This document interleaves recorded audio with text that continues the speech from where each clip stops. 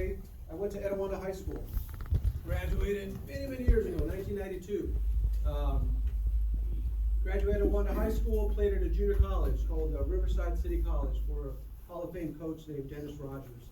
It was the best thing that ever happened to me as far as, my playing career, because, he had been professional manager with the Pittsburgh Pirates and the Oakland A's, and he really was the first coach, no disrespect to my high school coaches, but he was really the first coach to really break the game down in really bite-sized pieces and explain the importance of doing all the little things right, and how the little things, all the small things lead up to, having some success in many different areas of the game.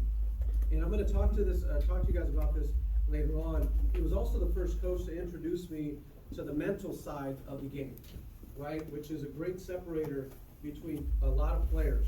In this country, when we do these USA Baseball National Team Identification Trials, we see a ton of great players. Okay, there's a lot of players that want what you want.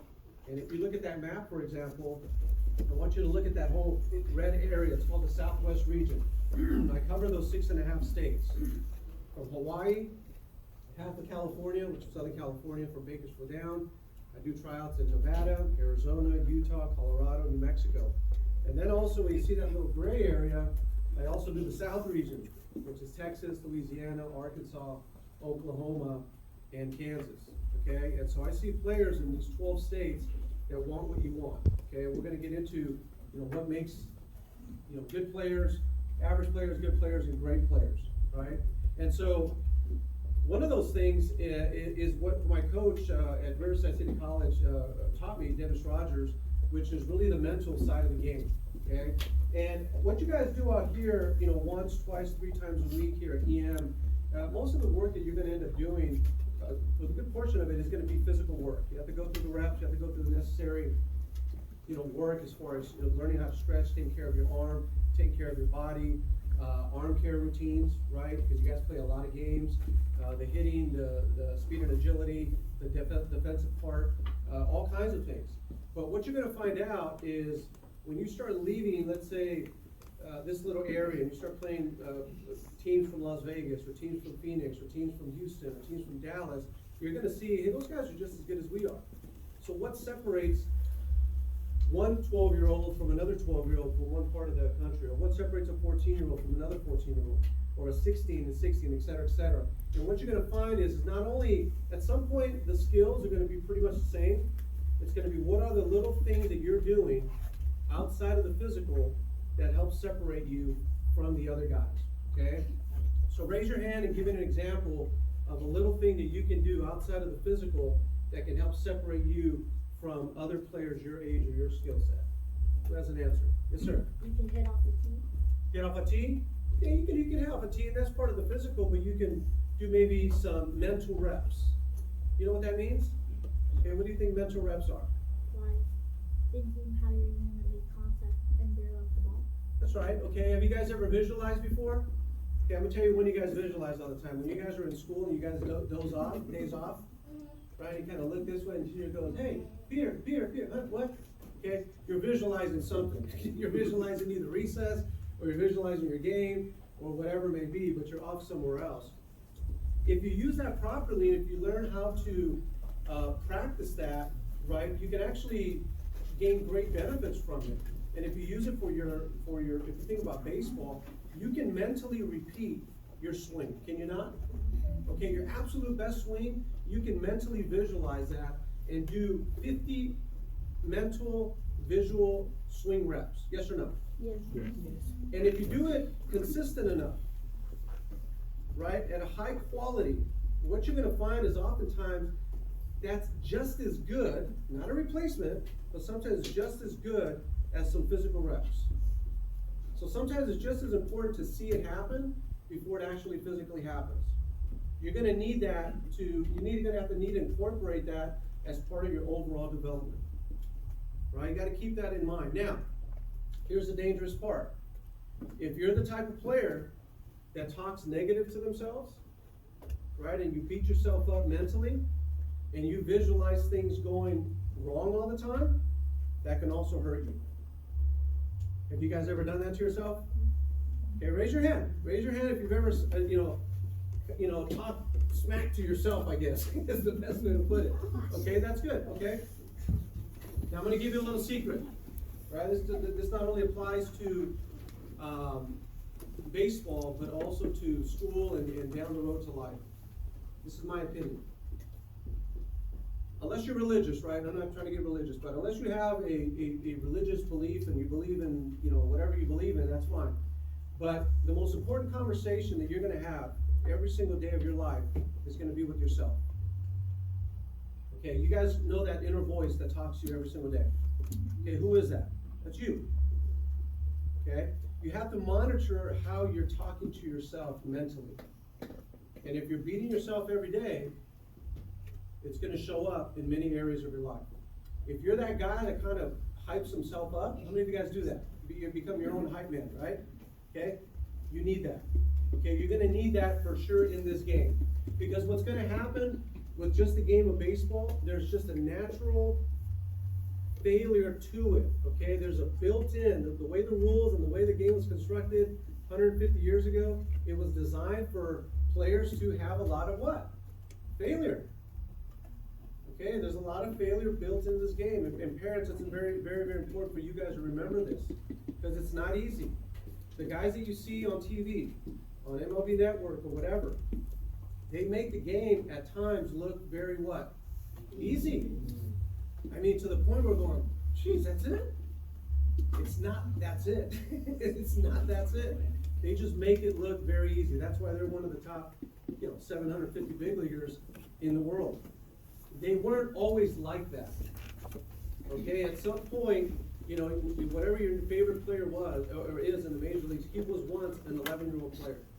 He was once a 12-year-old, 13-year-old, 14-year-old. And maybe they were one of the better 11, 12, 13, 14-year-olds at their time. But they learn how to incorporate things beyond the physical, right? And a lot of it is the mental side, the visualization, how they talk to themselves, okay? Being great teammates, asking questions from other people that seem to be having greater success in areas that maybe they don't have success in, right? So raise your hand, for example, if you feel that your offensive game is stronger than your defensive game. Okay, raise your hand. How many of you guys think you're a better hitter than maybe a better defender? Okay, that's fine, be honest, right? Okay. How many of you guys feel that you're a better defender than a better hitter? Okay, which is, it's actually pretty normal.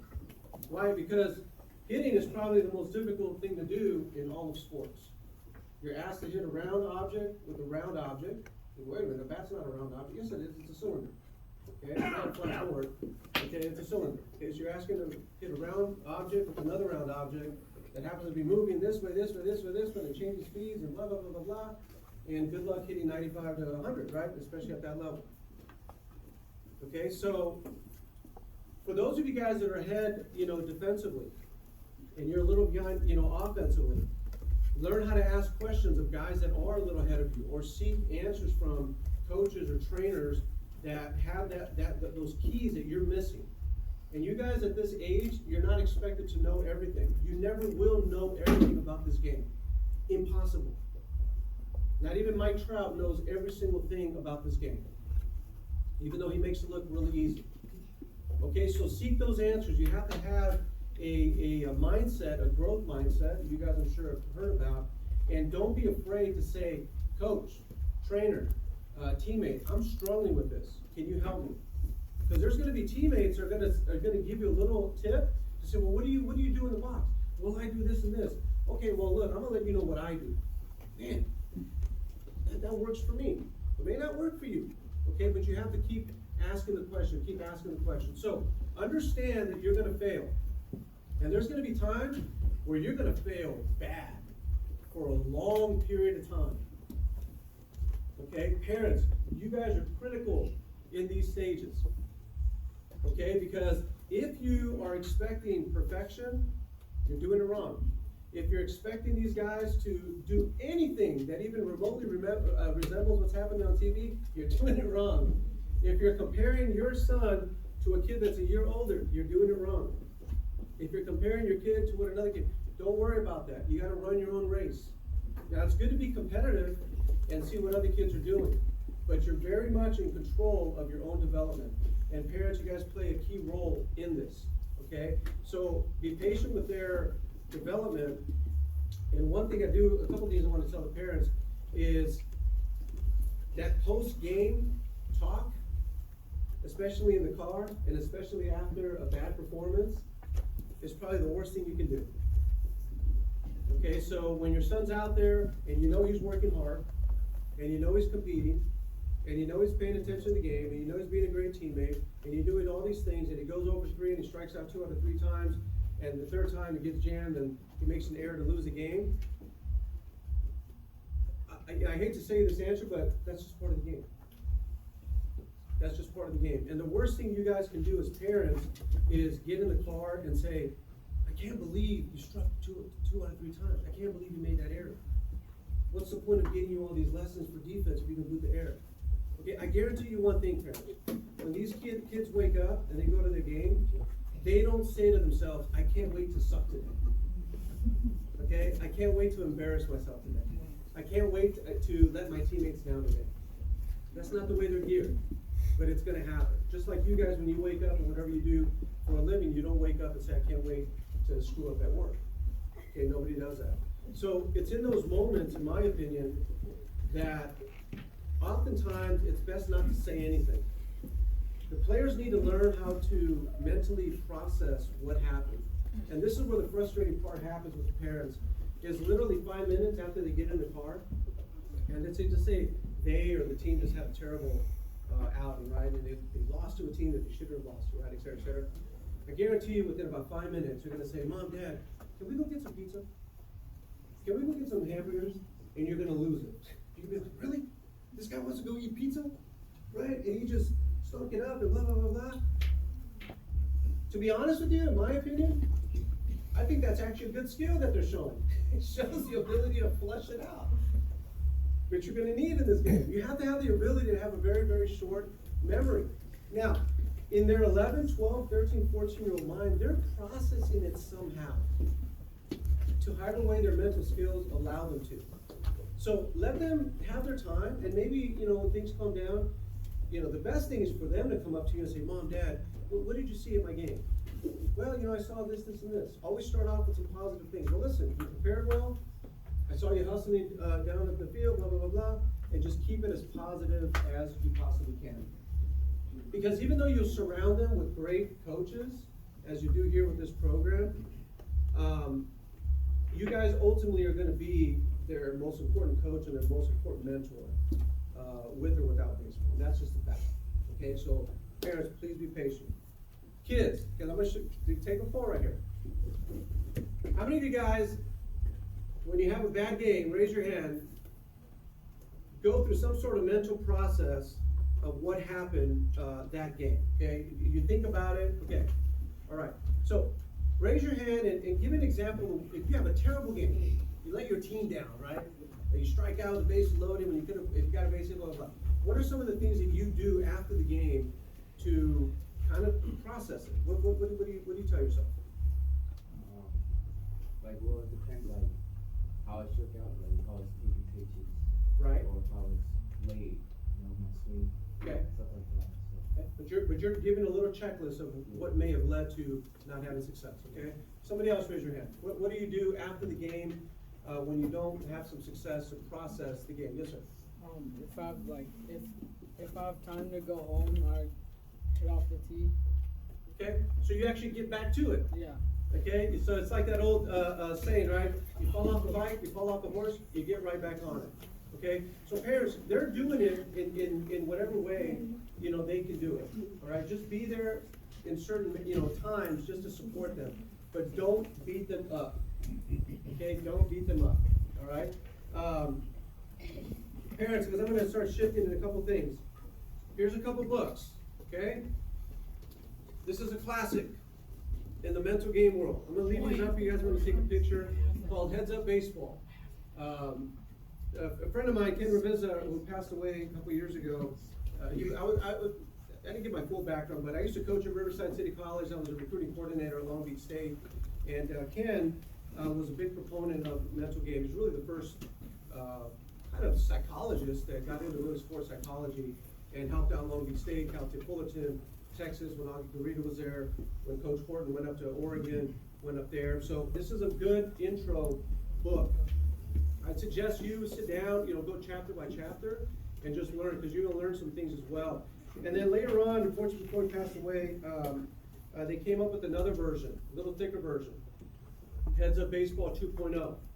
And it's more recent players, because this one has a young Manny Ramirez when he was a rookie with the Indians. You guys don't even know who Manny Ramirez is.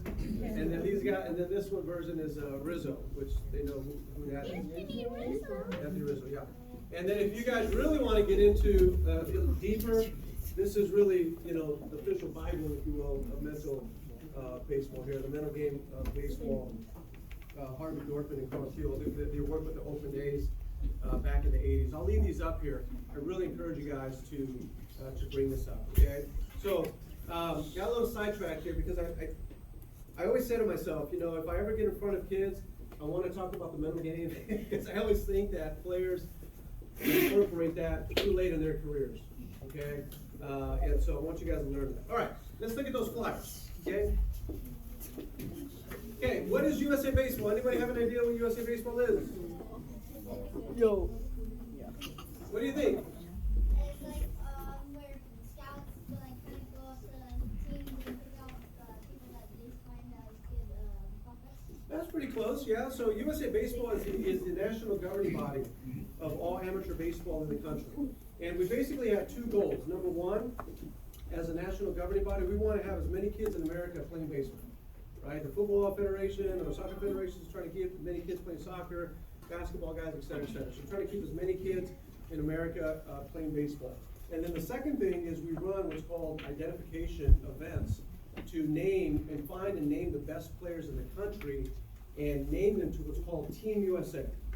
Okay, most people know the term Team USA. You see the Winter Olympics just wrapping up here, the Summer Olympics. It's the best countries, athletes. Team Mexico, Team Japan, Team USA, Team whatever it is, will play other countries. And that's what we do. We'll find the best baseball players in the country and put them on Team USA. And what Coach earlier was mentioning is ZT had 4 out of the 18 12U national team guys, which is a pretty incredible feat, whether you guys just started or you guys have been around for 20 years. So for one organization to have 4 kids on there, is pretty good. So we have national teams at the 12-year-old level, 15-year-old level, and 18-year-old level on the amateur side. And on the older than that, we have the collegiate Team USA, and then on the pro side, there's 2 Team USAs. There's the Olympic Team USA, which we had last summer, and then there's the WBC World Baseball Classic Team USA. The great thing about the national team is whether it's Nolan Arenado wearing the USA jersey or a 12-year-old, it's the same uniform, okay, because you're representing our country. So how do we start this identification process? If you look at the map, right, take a look at it again. You guys should know where Southern California is, okay? We have tryouts in all these states that we call local round 1 tryouts. So if you go on that website, USA Baseball NTIS, you'll find the region, Southwest. And then you'll find all the tryouts listed, for our region.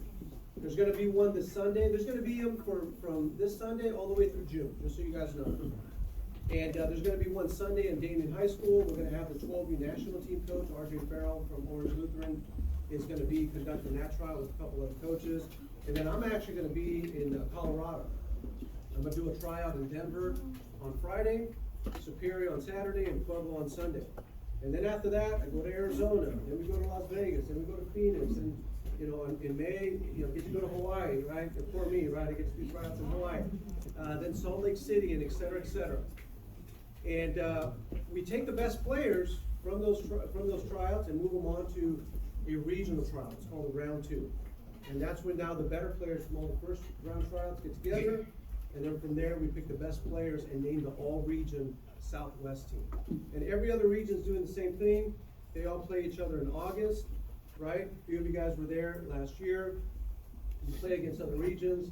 You get in front of what's called our USA Baseball Task Force, and now they're in charge of picking the best players at that final event for USA Baseball program, depending on the year you were born. okay? So, any questions on that, as far as the identification, trial? You guys wanna know what happens in the tryout? No? Yes? Yes, of Okay. course. Real straightforward, okay, and I'm glad Coach brought this up. We're not reinventing the wheel here, okay, so when you show up, there's sometimes 20 kids or sometimes 40 kids. There's 11-year-olds, 12-year-olds, 13-year-olds, and 14-year-olds. When you come out to a trial, you're only going to be compared and evaluated against other players born in the same birth year. How many of you guys were born in 2011? Okay, so for USA Baseball purposes, you guys would be considered 11U. Why would you be considered 11U? Because at some point this year, you're gonna turn 11 years old, if you haven't already turned 11 years old. Make sense? How many of you guys born in 2010? Okay, you guys are 12U players. Even though some of you are 11 years old, at some point you're gonna turn 12. How many of you guys born in 2009? You guys are 13U. How many of you guys born in 2008? You guys are 14U. And then we have 2007 guys are 15U, 2006 are 16U. So when you come out to the tryout, even though there may be older guys, you're only gonna be compared to other players born in your same birth year. We bring you out, stretch you guys out, and when you guys start stretching, our staff is already taking notes. The way you guys are stretching, because it's an early indicator of at least how you move your body, potential signs of some athleticism. I tell you what, we'll take some guys with what I think is a really basic stretch, and have a hard time just kind of moving their body. Okay, that's an indicator for you on where you're at, just a little bit. And then we have you guys play catch, and then you go out and do a defensive showcase in your best position, best defensive position. Some guys come out as catchers, outfielders, middle infielders, corner infielders, and then we have some guys pitching. Okay, we get into batting practice, and pretty straightforward stuff. But the advantage, parents, of this type of format is whether it's a USA Baseball trial, whether it's a high school coach doing a tryout, right, for this team, whether it's trying to walk on to a college program, it's all the same format. Okay, it's all the same format. So the most important thing that you guys will learn out of this process is learning how to be the best version of yourself on any given day. Okay, because you guys are 12 years old, some of you are 12 years old, not 12-year big league veterans. So you have to learn how to go through that process, and some of you guys are gonna be a little nervous, and there's great value in learning how to prepare for that tryout, okay? There's gonna be oh my God, there's a bunch of kids here that want the same thing from me type of thought that goes through you. And then there's gonna be that moment where you mess up. You never swing and miss here in EM, and then in that tryout, you're gonna swing and miss. And you're gonna be like, how does this happen? I'm having the worst PPE ever in my life. And a lot of times, it's not because your swing is betraying you that day, it's because something's going on here. You're making it bigger than what it really is. And we tell you guys as a staff, like, hey, just treat this as another day on the baseball field, because it really is. We're just trying to get an assessment of where you guys are at. So the more you learn how to walk onto a field and treat it as another day, you've done all your preparation, you've done your mental reps, and go in there and give it your best, you keep doing that process over and over and over again, and it's gonna get easier and easier and easier. When you guys get into high school, you guys are gonna be doing perfect game showcases, PBR showcases, whatever it is, okay? USA Baseball tryouts, it's all gonna be very similar format. How many of you guys went through a tryout last year? Okay? Did what I described pretty much happen last year? Okay, pretty much the same thing, right? So, I encourage you guys to come out at some point. Not everybody's gonna make round 2. Not everybody's gonna make the regional team. And of course, not everybody's gonna make Team USA. But it's important for you guys to start that process. Now, a couple other things. None of you guys are what I call finished products. Is that, you understand what I'm saying? Every single one of you guys has a better version of you, a better baseball version of you down the road waiting for you. But it's not gonna happen automatically. You're gonna have to put in a lot of time, training, playing against the best competition, learning these mental skills, a lot of things that are gonna be placed in front of you to be a better baseball version of yourself. Now, if you don't do that, guess what also potentially is waiting for you? A worse version of what you currently are right now. You can get better, and you can always get worse. But players don't stay the same. It's either one or the other happening. Where you guys are gonna have to be really patient is that you might not see that real positive jump right away. It might be so incremental that you don't notice. Okay, it might, a year might happen, and you might not notice the actual growth that you've made. Okay, but it's happening. And then what'll happen is this, I guarantee you this, but I haven't had a lot of players in this position. It'll be like this, it'll be like, man, I'm just not, I don't feel like I'm really, getting the results that I want, blah, blah, blah, and all of a sudden, certain things are gonna click. Okay, certain things are gonna click, and you're gonna have that big, boom, that big jump. And you're gonna be like, whoa, what happened? It's gonna feel like it's overnight, but it wasn't overnight. Okay, it was a year or two of you putting in a lot of work in many different aspects. Again, parents, that's where you guys come in and are critical here. I'm gonna tell you specifically when it's really gonna be frustrating. When you guys are about 13 years old and you move from the little boy field, right, where everybody's pimping their Instagram home runs, right? Okay, with their trampoline bats and like check swing home runs and stuff like that. That's cool, whatever. Take it any way you want, any way you can get it. And then you get to the big field, the 60-90 field. That's going to be the biggest mountain, probably the biggest mountain you're going to have to climb in your baseball trajectory. Let's say you play high school and then you play college. That's going to be the biggest challenge. To go from just flicking the ball over at short to all of a sudden going, whoa, that's a pretty good throw here now, especially in the hole. Or being on the mound and going, why does home plate look like it's a mile away? When it used to be right here, but it's only like 6-7 feet difference, but it feels like forever.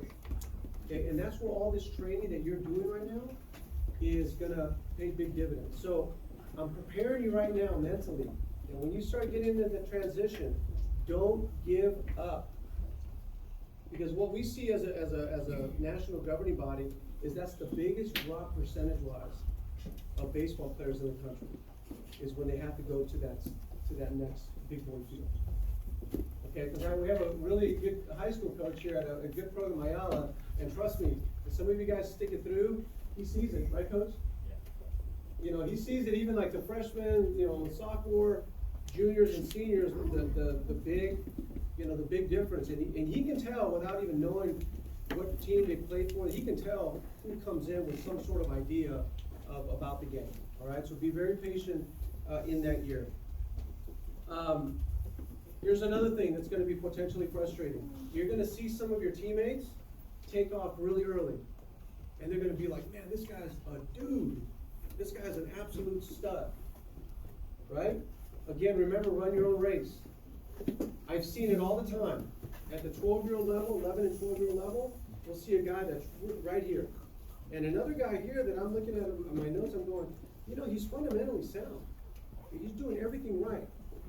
It's just the ball's just not coming off the bat as well as the swing can indicate what indicated with, right? Just keep doing what you're doing. I always tell guys, hey, especially the young guys, I'll see some, especially in our two regions, they're extremely talented. I'll see some 11 and 12-year-old kids that I swear to you, their swings are so fundamentally sound. I think a lot of it is natural, and the mom and dad will come up to me and says, hey, is there anything we need to do in our swings? I go, no, just keep doing what you're doing. Don't let anybody touch them. Or you see some throw some bullpens and the arm's really loose and clean and blah blah blah. Hey, what should we do? We're trying to throw harder. Just throw strikes right now. Okay? Throw strikes. The velocity will come down the road. If you don't believe me and you need velocity, just look at Greg Maddox. Okay? Just type him into YouTube. Movement, location, all that good stuff. Don't focus on all the wrong things right now. Okay? Because some of those things you're not mentally or physically prepared to handle anyways. Okay, so some of you guys are going to see some of your teammates take off, and you're going to feel like you're being left behind. Just keep grinding, and I guarantee you, some of you guys within 1 year or 2 years, or maybe 3 years, are going to trade places with that guy. And he sees it a lot of times in high school. He'll see a freshman and be like, yeah, it's okay, but he ends up being that guy by his senior year. And then the freshman that shows up, man, this guy's gonna be a dude, kind of just flattens out. But then there's a bunch of other things that happen, beyond the physical. Okay? How many of you guys are seeing that now? With some of your teammates going, man, how could this guy be this good, right? And he's my same age. You guys see that? Okay? All right, be patient with that.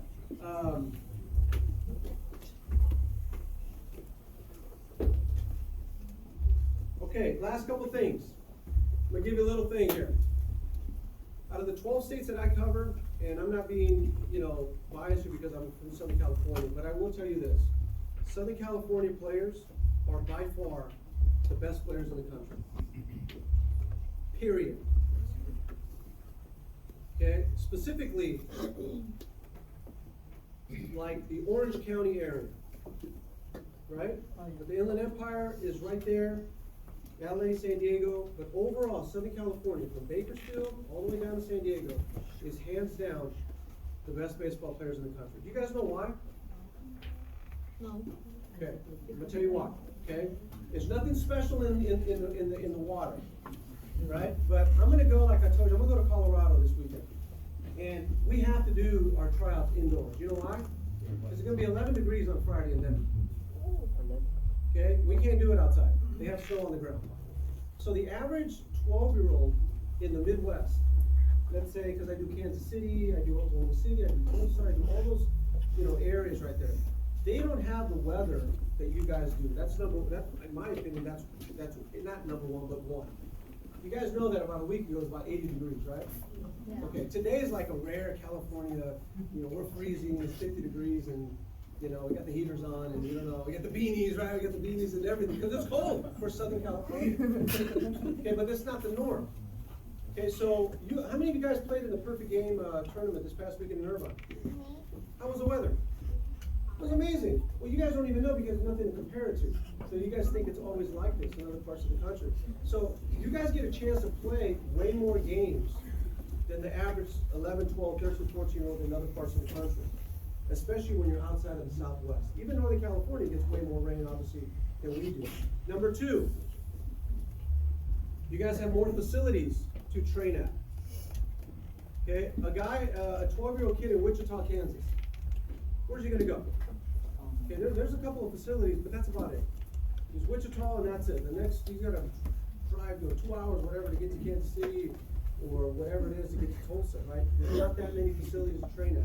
You guys have a bunch of them here.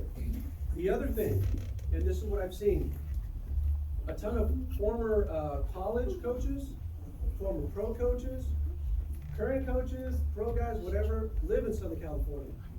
And so that trickle-down effect of knowledge, okay, comes down to you guys. Even in Texas, I have a buddy of mine that runs our tryouts in San Antonio. He's a former 4-time Team USA guy, former big league coach, right?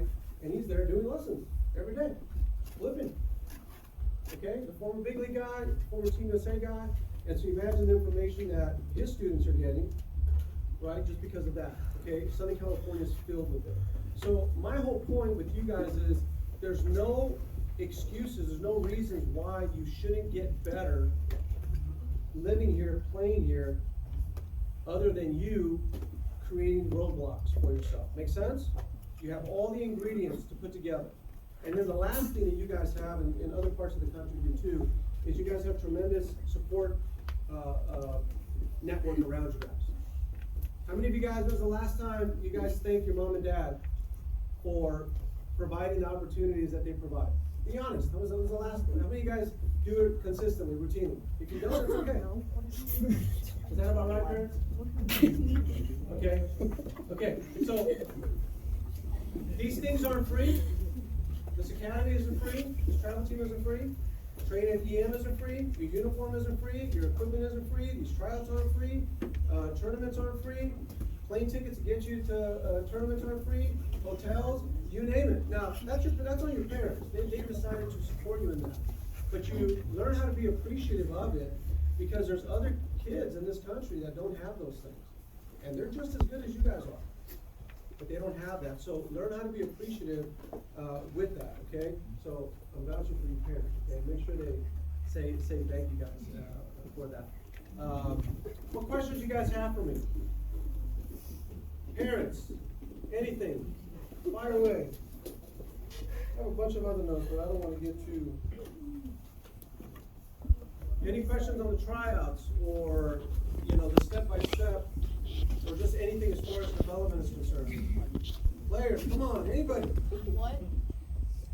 I didn't didn't hear that. If you have any questions in general, either about player development or USAB, yes, sir. So after, so you said about that tournament, they all play each other, and then you pick off like the best prospects? Yeah, so for example, if you go through the tryout and you end up making the regional team, you'll play against other regions. So what year were you born? 2010. Okay, so you're a 12, so if you make the 12U Southwest team, you'll play the 12U Southeast team, or the 12U Northwest team. And as you guys are playing, our staff will pick the best 12-year-old players from that group, yeah. Yes, sir. Amy, is there a chance that you would have two teams from the Southwest at the same age level?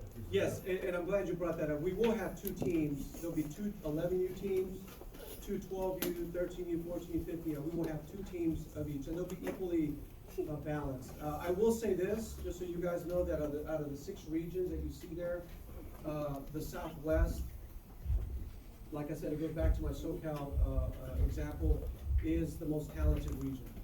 When we think about Arizona, Nevada, and just Southern California, just that triangle there, I mean, that's pretty good. The Hawaii players have been, they're getting better, okay? And they're flying, they're coming out, and you guys know, right? How many teams you guys pick from Hawaii? Quite a bit.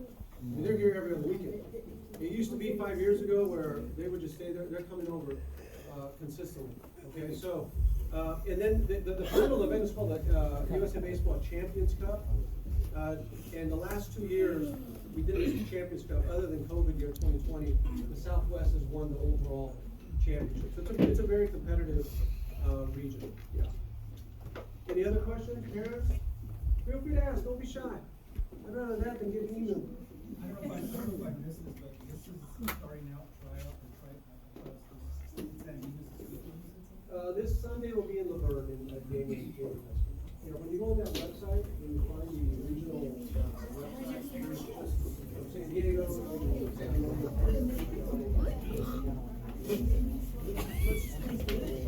any other questions, gentlemen?